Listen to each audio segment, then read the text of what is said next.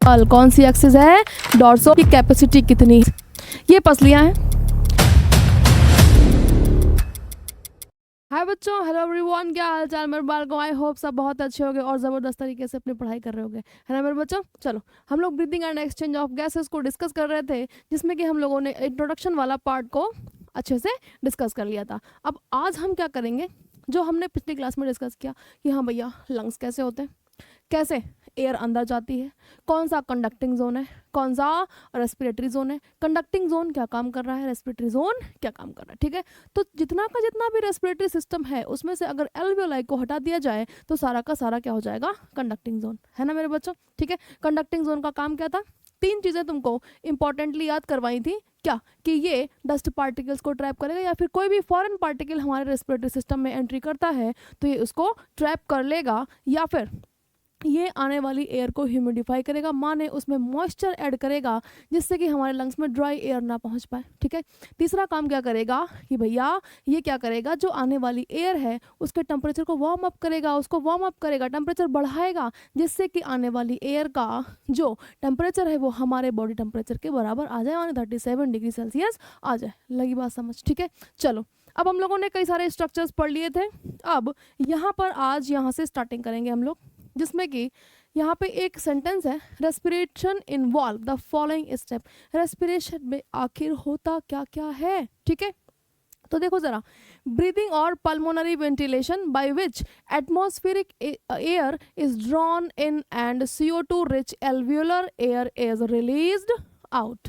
ऐसी प्रोसेस जिसमें हमारे लंग्स के अंदर एटमॉस्फेयर वाली ऑक्सीजन आएगी एंड हम उसको भेज देंगे टिश्यू में, वो बात का पार्ट है, और जो ब्लड में CO2 ब्लड लेकर के आया है उसको हम एटमॉस्फेयर में बाहर रिलीज कर देंगे। लगी बात समझ? ठीक है। दूसरा कह रहा है डिफ्यूजन ऑफ गैसेस। डिफ्यूजन कैसे होगा?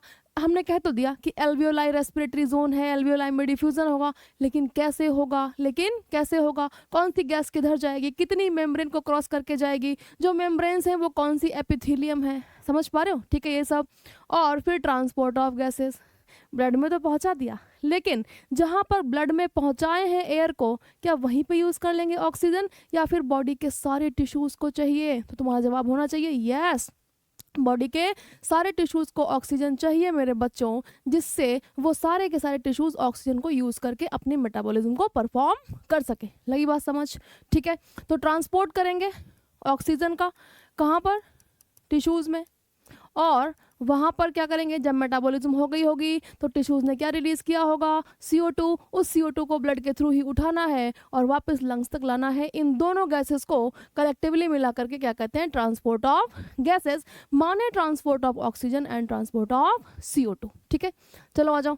Diffusion of O2 and CO2 between blood and tissues, same चीज। ठीक है, utilization of oxygen by the cells and catabolic reaction. Catabolic माने बड़े बड़े बायोमोलिक्यूल्स को छोटे छोटे पार्ट्स में तोड़ना, यानी कि बायोमोलिक्यूल्स को तोड़ करके उससे इलेक्ट्रॉन निकाल करके एनर्जी प्रोड्यूस करना इज कैटाबॉलिज्म, है ना मेरे बच्चों। And result release of CO2। ठीक है, एंड ये वाला सेल और रेस्पिरेशन बता रहे हैं कि तुम चैप्टर नंबर 12 में पढ़ोगे, रेस्पिरेशन इन द प्लांट्स, है ना। वहाँ पर ग्लाइकोलाइसिस वगैरह वगैरह सारे के सारे मेटाबॉलिक पाथवे तुमको डिटेल में पढ़ाए जाएंगे। चलो आ जाओ, आगे बढ़ते हैं मेरे बच्चों। अगले स्लाइड पर क्या है? मैकेनिज्म ऑफ ब्रीदिंग, है ना। तो मैकेनिज्म ऑफ ब्रीदिंग पढ़ने के लिए सबसे पहले हमको पता होना चाहिए कि ब्रीदिंग होने के लिए क्या क्या कंडीशंस ज़रूरी होती हैं, कौन कौन सी चीज़ें पार्टिसिपेट करती हैं, कौन कौन सी मसल्स पार्टिसिपेट करती हैं। ठीक है, चलो आ जाओ। तो सबसे पहले हम लिखेंगे लॉज ऑफ ब्रीदिंग, ठीक है। चलो अब देखो ज़रा, यहाँ पे एक चीज़ तुम्हें देखनी है, जब वॉल्यूम कम होगा तो प्रेशर ज़्यादा होगा, जब वॉल्यूम ज़्यादा होगा तो प्रेशर कम होगा। प्रेशर R 2 बार लिख दिया, कोई बात नहीं बेटा, कोई बात नहीं बेटा, प्रेशर कम होगा। ठीक है, दूसरी बात एक क्या ध्यान रखनी है, दूसरी क्या बात ध्यान रखनी है, जो हमारी एयर है वो always move from high pressure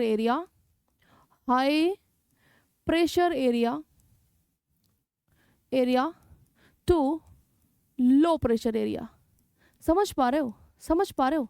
ठीक है, इन लॉस को ध्यान में अभी तुम्हें रखना पड़ेगा। और अभी तुमको लग रहा होगा कि अरे ये सब लिखने की क्या जरूरत है, कोई जरूरत नहीं, लेकिन जो बच्चे पहली बार पढ़ रहे हैं वो ध्यान दें, इन्हीं दोनों पर डिपेंड करेगा। तुम्हारी जैसे ही थोरेसिक कैविटी का वॉल्यूम बढ़ा, प्रेशर कम हुआ, हाँ, और एयर हमने क्या पढ़ा कि हाई प्रेशर एरिया से हमेशा लो प्रेशर एरिया की तरफ मूव करती है। तो अगर बाहर का प्रेशर ज़्यादा होगा, थोरेसिक कैविटी का वॉल्यूम बढ़ा करके हमने अपना अंदर का प्रेशर क्या किया, कम कर लिया, तो बाहर से एयर कहाँ आ जाएगी, हमारे लंग्स के अंदर आ जाएगी। समझ पा रहे हो? ठीक है। कौन कौन से प्रेशर पार्टिसिपेट करेंगे, कौन कौन से प्रेशर पार्टिसिपेट करेंगे, तो देखो ज़रा प्रेशर्स, यहाँ पे प्रेशर्स कितने होंगे, 2। एक तो हमारा एटमॉस्फेरिक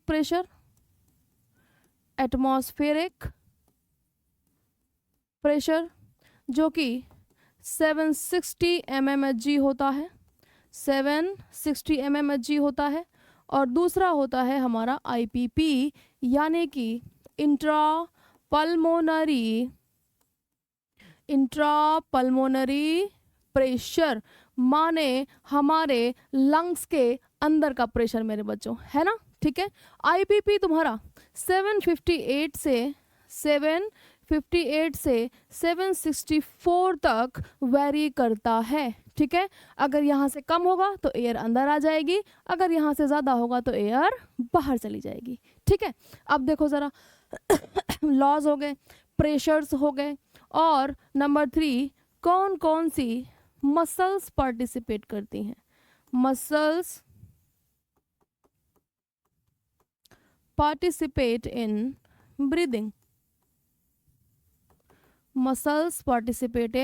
ब्रीदिंग, ठीक है, तो 3 तरीके की मसल्स तुम ध्यान रखोगे, मेजर होती हैं।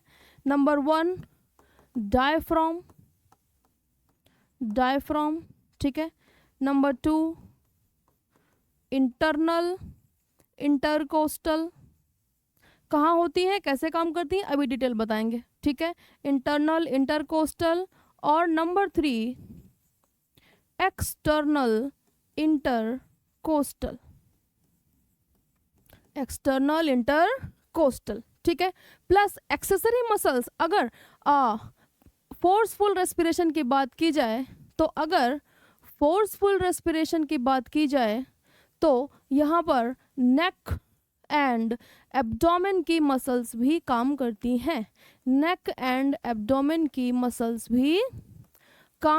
हैं, बताओ लगी बात समझ, यस और नो? बात समझ लगी?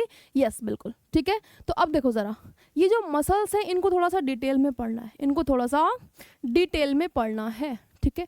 तो ज़रा सा डिवाइड करेंगे इनको, और इधर लिख लेंगे हम डायफ्राम, ठीक है। अब देखो ज़रा, कोई ये जो पर्सन है, ये जो पर्सन है, इसका यहाँ पे यूं करके एक डोम शेप मसल लगी होती है। डोम शेप मतलब यूं, समझ पा रहे हो? ये ऐसी मसल लगी होती है, इसे क्या कहते हैं, डायफ्राम। क्या कहते हैं? डायफ्राम, ठीक है। तो देखो ज़रा, जब डायफ्राम रिलैक्स होता है तो डोम शेप होता है, ठीक है। जब डायफ्राम कॉन्ट्रैक्ट करता है तो ये फ्लैट हो जाता है, ठीक है। प्लस इसके पास हाई कॉन्ट्रैक्शन एबिलिटी होती है, ठीक है।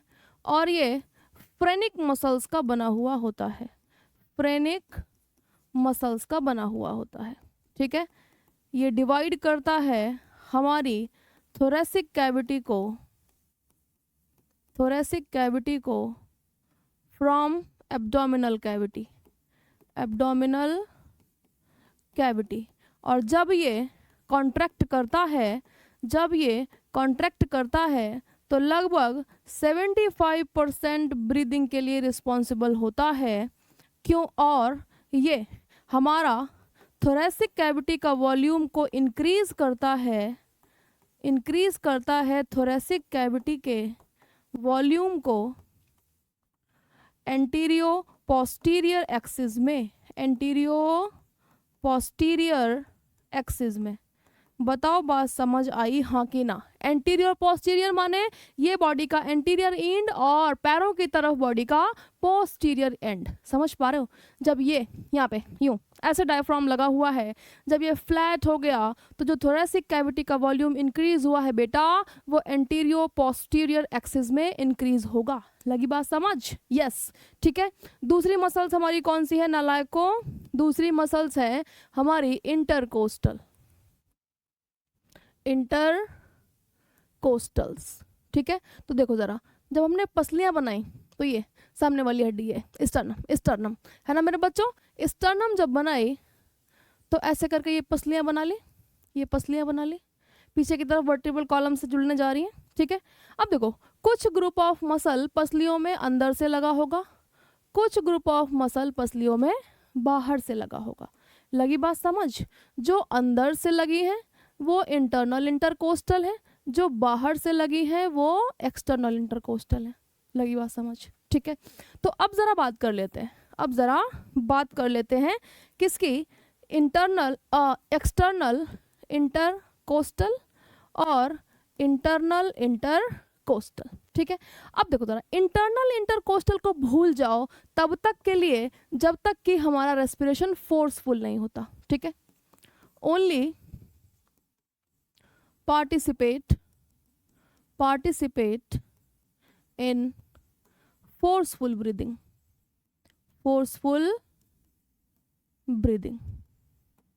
ठीक है, देखो जरा, अब देखो दोनों हाथ बाहर निकालेंगे मेरे बच्चों, और यूं ये ऐसे ये पसलियां हैं।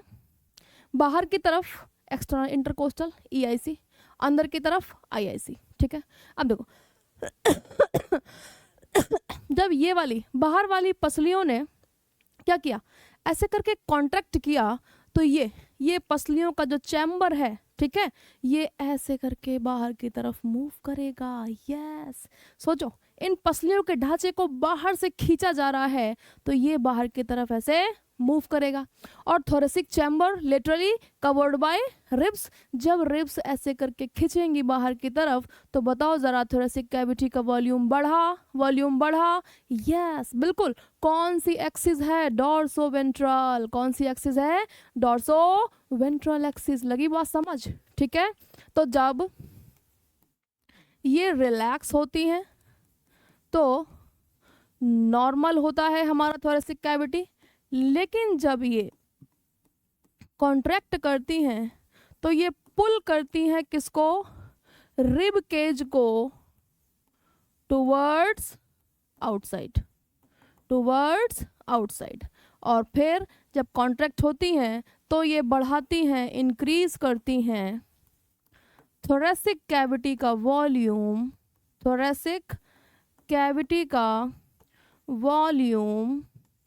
इन कौन सी एक्सिस? डॉर्सोवेंट्रल। कौन सी? डॉर्सोवेंट्रल एक्सिस। बताओ आई बात समझ? यस और नो? ठीक है, माने जब हम सांस अंदर खींच रहे हैं, ठीक है, तो डायफ्राम कॉन्ट्रैक्ट हुआ, कैसा हो गया? फ्लैट, डोम शेप से फ्लैट। एंटीरियर पोस्टीरियर एक्सिस में हमारा क्या हो गया? वॉल्यूम बढ़ गया। फिर क्या हुआ? EIC ने भी क्या किया? कॉन्ट्रैक्ट। रिब्स भी ऐसे हो गई, तो डॉर्सोवेंट्रल एक्सिस में भी वॉल्यूम बढ़ गया। बताओ जरा, जब वॉल्यूम बढ़ा तो प्रेशर कम हुआ, जब वॉल्यूम बढ़ा तो प्रेशर कम हुआ, जब प्रेशर कम हुआ तो एयर क्या करा? बाहर हाई प्रेशर एरिया से लो प्रेशर एरिया में मूव कर गया, क्योंकि बाहर का प्रेशर कितना? 760 और अंदर का प्रेशर कितना हो गया? 758 मेरे बच्चों। आई बात समझ? यही होता है इंस्पिरेशन का फॉर्मूला। चलो आगे बढ़ते हैं। अब IIC क्या करेंगे? ये जब कौन आया? बाबा रामदेव। बोले कपालभाति करूंगा। क्या करूंगा? कपालभाति। बोले ऐसे करके, जोर जोर से सांस बाहर निकाल रहे हैं। तुम जरा सा कपालभाति करके देखना कैसे करते हैं, ठीक है। अब यहाँ पे करेंगे तो फिर अच्छा ही लगेगा, है ना। तुम घर पे करके देखना, ठीक है। अब देखो ज़रा, जब हमको ज़्यादा अमाउंट में एयर बाहर फेंकनी है तो क्या करें, क्या करें। अब डायफ्राम तो ऊपर आ नहीं सकता, तो ये जो पसलियां हैं, ये जो पसलियां हैं मेरे बच्चों, इनको अगर और अंदर दबा दिया जाए तो थोरेसिक कैविटी का वॉल्यूम और कम होगा, वॉल्यूम और कम होगा तो प्रेशर और बढ़ेगा, प्रेशर और बढ़ेगा तो ज़्यादा अमाउंट में एयर थोरेसिक कैविटी के अंदर प्रेजेंट लंग्स से बाहर चली जाएगी। आई बात समझ, ठीक है। यस, तो फोर्सफुल रेस्पिरेशन में ये अंदर वाली मसल्स पसलियों को और अंदर की तरफ दबाती हैं, जिससे कि हम वॉल्यूम और ज़्यादा कम कर सकें। यस, ये क्या करती हैं, पुल रिब केज इनवर्ड्स, इनवर्ड्स, ठीक है। प्लस जब हमारा फोर्सफुल रेस्पिरेशन होगा तो यहाँ नेक एंड एब्डोमेन की मसल भी पार्टिसिपेट करेंगी मेरे बच्चों। बताओ बात समझ आई यहाँ की ना, समझ आई। यस, अब पढ़ते हैं मैकेनिज्म ऑफ ब्रीदिंग। चलो आ जाओ। Breathing involve two stages. Two stages कौन सी है, इंस्पिरेशन माने कि इनहेल करना, सांस अंदर खींचना, and during which atmospheric air is drawn, and expiration by which the alveolar air is released out, ठीक है। The movement of air into and out of the lungs is carried out by creating a pressure gradient between lungs and the atmosphere, ठीक है। Inspiration can occur if pressure within lungs IPP is less than atmospheric, ठीक है। कितना होता है, लगभग 758, ठीक है। और एटमॉस्फेरिक कितना है, 760, ठीक है। Yes, there is a negative pressure in the lungs with respect to atmospheric pressure. ये नेगेटिव पॉजिटिव को ध्यान रखना, अगर कम है बाहर वाले से तो नेगेटिव, अगर बाहर वाले से ज़्यादा है तो पॉजिटिव। यस मेरे बच्चों, ठीक है। चलो, similarly expiration takes place when the IPP pressure is higher than the atmospheric pressure। generally जब हम expire करते हैं तो IPP कितना होता है, 762, लेकिन जब फोर्सफुली करते हैं तो 764 तक जाता है मेरे बच्चों। Yes, higher than the atmospheric pressure. Atmospheric pressure तो कांस्टेंट रहेगा, इस पे कोई भी फर्क पड़ने वाला नहीं है। The diaphragm and specialised set of muscles external and internal intercostals, yes, between the ribs help in generation of such gradients. इस प्रेशर ग्रेडियंट को जनरेट करने में, माने वॉल्यूम को बढ़ाने और घटाने में ही मसल्स पार्टिसिपेट करती हैं। कोई भी ऐसी मसल नहीं है जो बाहर ऐसे मुंह से बाहर आएगी और हवा को खींच के अंदर ले आएगी, ऐसा नहीं ना होगा मेरे बच्चों, ठीक है। चलो, कहाँ थे।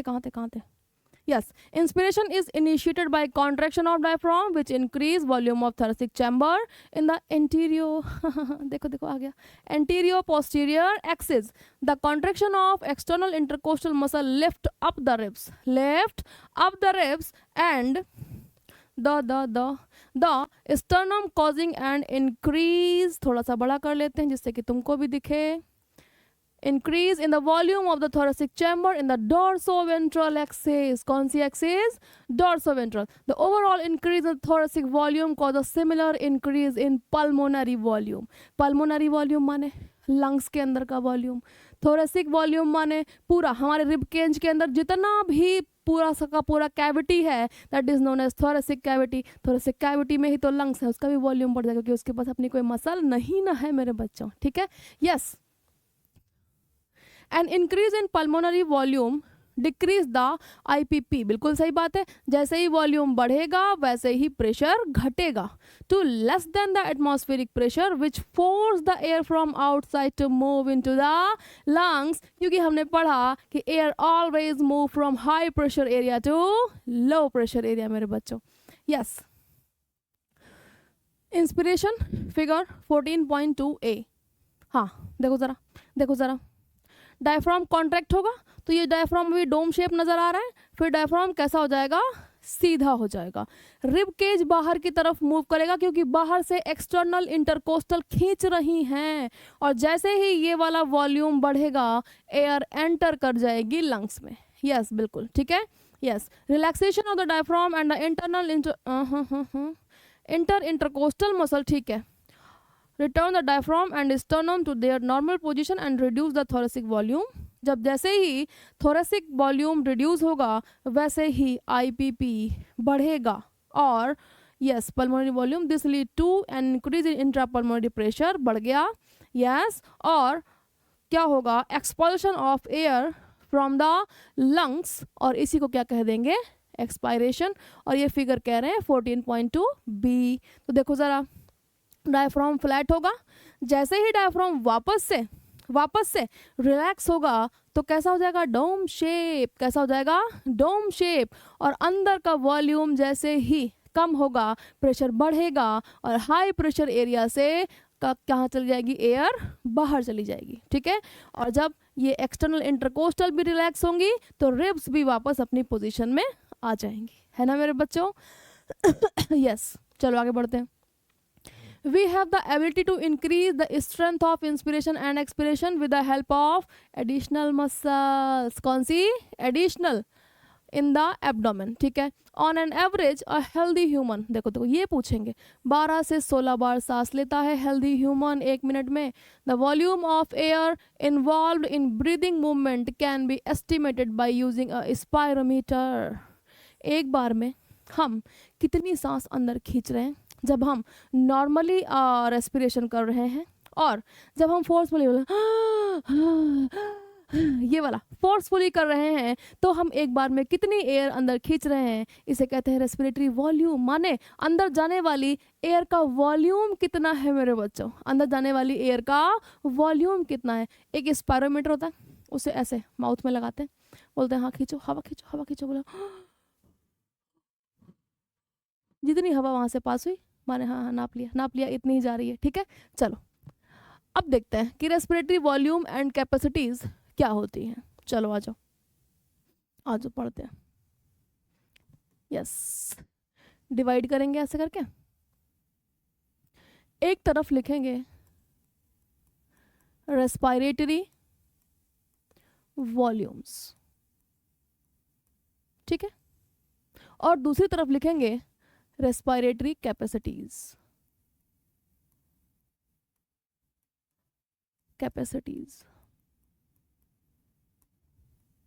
ठीक है।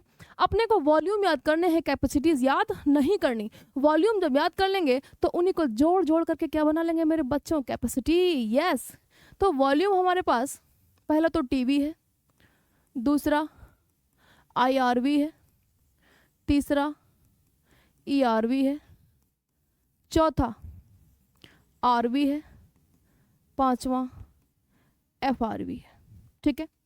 कैपेसिटीज हमारे पास इंस्पिरेटरी कैपेसिटी है, एक्सपायरेटरी कैपेसिटी है, वाइटल कैपेसिटी है, वीसी ही लिख लेते हैं, वाइस चांसलर है ना, यस वाइटल कैपेसिटी है, टीएलसी है, टोटल लंग कैपेसिटी है, और एक और है dead space air, dead space air, ठीक है। अब देखो जरा बेटा, तुम अभी क्लास देख रहे हो, क्लास के दौरान शांति से बैठे हो, है ना, कोई भी extra activity is not performed by your body, है ना, तो बहुत ज़्यादा प्लेंटी ऑफ ऑक्सीजन की सप्लाई की ज़रूरत नहीं है। फिर क्या हुआ, हम शांति से बैठे हैं, बोले ला ला ला ला, है ना, तो देखो ज़रा जो नॉर्मली एयर अंदर जा रही है ना, नॉर्मली एयर बाहर आ रही है। तो जब हम शांति से बैठे हैं during normal condition without forceful expiration और इंस्पिरेशन, ठीक है, जब नॉर्मल ब्रीदिंग हो रही होगी तो नॉर्मली हमारे लंग्स में कितना वॉल्यूम ऑफ एयर जाएगा, कितना वॉल्यूम ऑफ एयर बाहर आएगा, it is known as tidal volume, ठीक है। तो ये क्या है, एयर वॉल्यूम एंटर या फिर exit in lungs during normal breathing, और ये तुम्हारा लगभग 500 ml होता है। कितना होता है, लगभग 500 ml, ठीक है। अब आईआरवी अब किसी ने चैलेंज दे दिया, बोले हाँ हवा भर के दिखाओ लंग्स में, दिखाओ हवा भर के लंग्स में। तो क्या हुआ, अब देखो लंग्स तो हमारे इतने ही बड़े हैं, यस लंग्स है। लंग्स में नॉर्मल हवा कितनी जा रही है? TV 500 ml। अब किसी ने कहा ताकत लगा के खींचो, तो टीवी भरने के बाद नोट द पॉइंट, टीवी को नहीं छोड़ना है कभी भी। पहले हम नॉर्मल वाली एयर अंदर खींचेंगे, बोला यस टीवी अंदर गया, बोला अब जो है ताकत लगा करके अंदर खींचेंगे। तो टीवी भरने के बाद कितना अमाउंट ऑफ एयर फोर्स लगा करके हम अपने लंग्स के अंदर भर सकते हैं इज नोन एज IRV। ठीक है, तो इसमें 2 चीज़ याद रखनी है, आफ्टर टीवी और दूसरा इनहेलेशन फोर्सफुली। ठीक है, ये तुम्हारा लगभग 2.5 से 3 लीटर होगा। कितना होगा? 2.5 से 3 लीटर। अब किसी ने कहा अच्छा चलो सांस भरने की बात छोड़ो, सांस छोड़ के दिखाओ, फोर्सफुली सांस छोड़ के दिखाओ। तो देखो यहाँ पर भी टीवी को नहीं भूलना है। पहले नॉर्मली बोले सांस छोड़ दिया, 500 ml गया बाहर, बोले अब ताकत लगाओ, बोले ताकत लगा करके सांस बाहर छोड़ दिया। तो ये भी तुम्हारा क्या होगा? After TV. पहले टीवी को बाहर निकालना है, देन ताकत लगा करके एक्सहेल करना है मेरे बच्चों। ठीक है, एक्सहेलेशन फोर्सफुली। ठीक है, ये तुम्हारा कितना होगा? ये होगा लगभग 1000 से 1100 ml। कितना होगा? 1000 से 1100 ml। ठीक है, अब आरवी क्या है? Residual volume. ये हमारा लंग्स था। यस, जब हम पहली बार क्या एक ही बार होता है यार, सॉरी आई एम सॉरी बेटा, है ना। जब हम पैदा हुए थे, है ना, अपनी मदर के वॉर्म से बाहर आए थे, तो हमने पहली बार अपने जीवन की सांस ली थी, बोले तो क्या हुआ? बहुत सारे अमाउंट में एयर अंदर गई थी, लेकिन उसमें से कुछ एयर ऐसी थी, बोले हाँ बस अब हम लंग्स के अंदर आ गए, अब तुम्हारे मरने के बाद भी हम लंग्स से बाहर नहीं जाएंगे। तो ऐसी हवा जो लंग्स में चली गई थी हमारे पैदा होने के समय, और अब वो हमारे मरने के बाद भी लंग्स से बाहर नहीं जाएगी, लंग्स में जाकर के रेसिड्यू की तरह बैठ जाएगी, is known as residual volume. कौन सा वॉल्यूम? रेसिडुअल। ठीक है, तो कितना भी फोर्सफुल, इवन आफ्टर कितना भी फोर्सफुल एक्सपायरेशन कर लो, ठीक है, रेजिडुअल वॉल्यूम कभी भी बाहर नहीं जाता। Even after forceful expiration air present in the lungs. ठीक है, air present in the lungs. ये कितना होता है? 1100 से 1200 ml। लगी बात समझ? FRV क्या होता है? नॉर्मल फंक्शनिंग के दौरान जितनी एयर हमारे लंग्स में है। नॉर्मल फंक्शनिंग माने हम फोर्स का यूज़ नहीं कर रहे। तो बताओ ज़रा, अगर फोर्स का यूज़ नहीं कर रहे हैं तो क्या हमने ERV बाहर फेंका होगा? नहीं। तो RV तो हमारी बॉडी में हमेशा ही रहता है, वो तो कभी नहीं निकलेगा। प्लस अगर हमने ERV भी बाहर नहीं फेंका तो RV प्लस ERV को जोड़ के कह देते हैं FRB, कि भैया नॉर्मल फंक्शनिंग के दौरान हमारे लंग्स में RV भी होगा और ERV भी होगा, क्योंकि हमने फोर्स लगा करके एयर को बाहर रिलीज आउट नहीं किया मेरे बच्चों। लगी बात समझ? ठीक है, अब देखो ज़रा, वॉल्यूम्स पढ़ लिए, इनकी कितना इनका वैल्यू है ये भी जान लिया। अब हमारे इंस्पायर करने की कैपेसिटी कितनी है? एक तो हम अपने लंग्स में टीवी भर सकते हैं और आफ्टर दैट IRV भर सकते हैं। यही मेरे सांस खींचने की क्षमता है, इससे ज़्यादा हम नहीं खींच सकते। तो जब टीवी और IRV को जोड़ देंगे तो क्या बन जाएगा?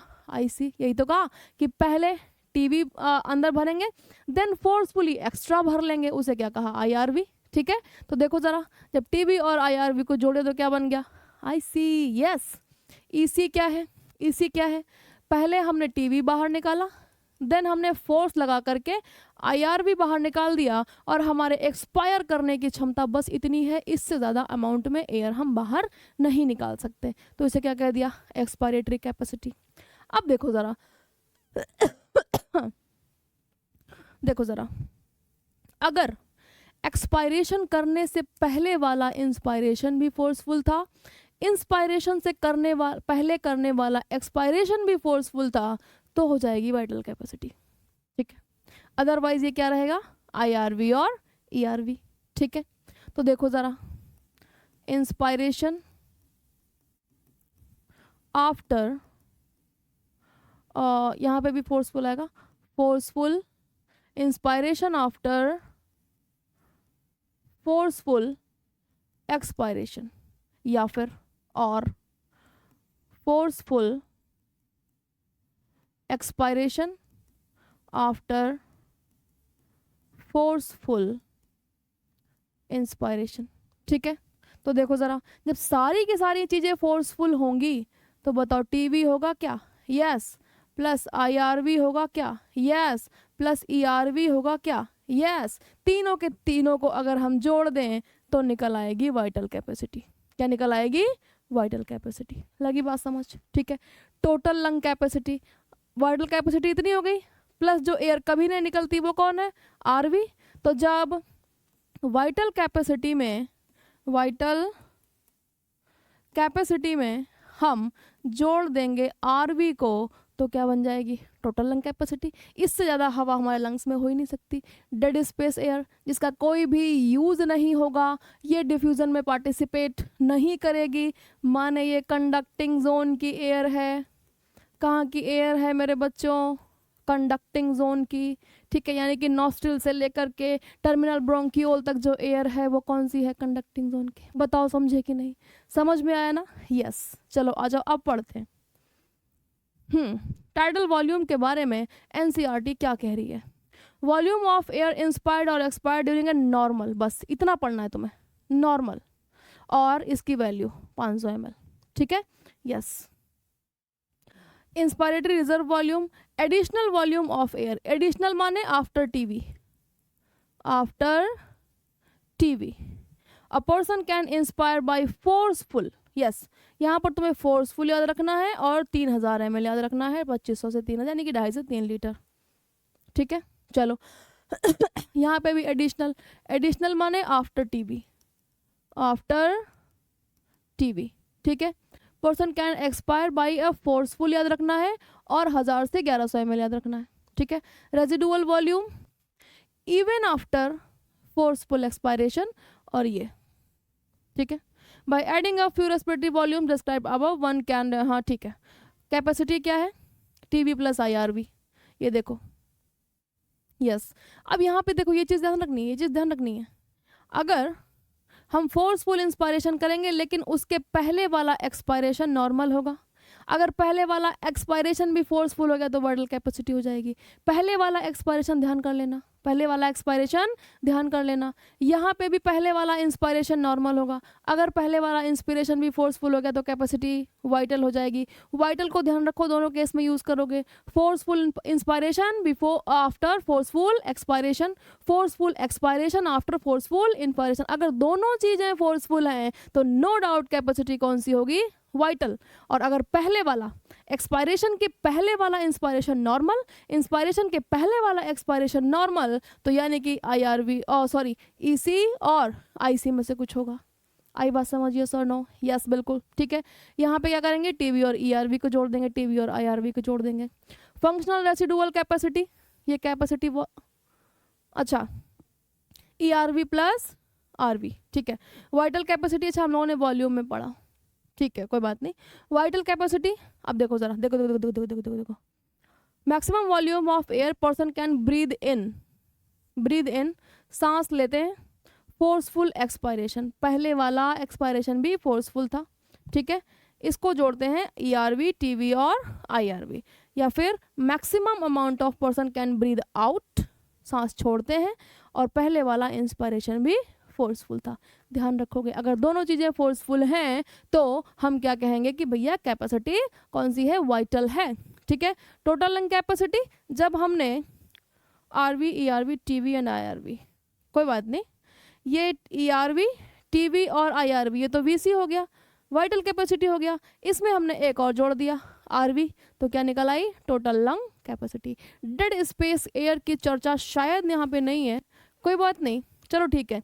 अगली क्लास में हम लोग शुरुआत करेंगे एक्सचेंज ऑफ गैसेस से, कि कहाँ पर कौन सी एपिथेलियम के थ्रू कितनी लेयर्स को क्रॉस करके एक्सचेंज ऑफ गैसेस होता है एल्वियोलाई में, और फिर उसके बाद पढ़ेंगे कि कैसे गैसेस को ट्रांसपोर्ट किया जाता है ऑक्सीजन को लंग से टिश्यूज तक और CO2 को टिश्यूज से लंग्स तक। ठीक है, तब तक के लिए पढ़ते रहो।